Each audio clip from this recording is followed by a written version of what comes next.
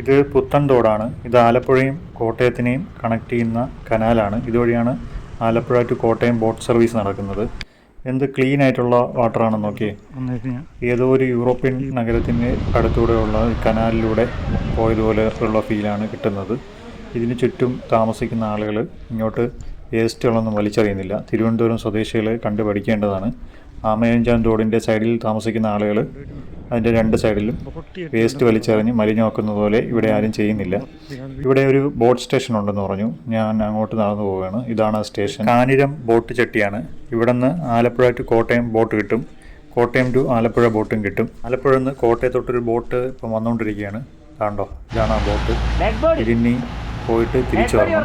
എന്നിട്ടാണ് എനിക്ക് ഇവിടെ നിന്ന് ആലപ്പുഴയ്ക്ക് പോകേണ്ടത്. തോട്ടിലൂടെ ഒരു ഡെഡ് ബോഡി ഒഴുകി വരുന്നെന്ന് ഇവിടുത്തെ നാട്ടുകാർ പറയുന്നു. അതാണ് ആ ചേട്ടൻ ഡെഡ് ബോഡി എന്ന് പറഞ്ഞത്.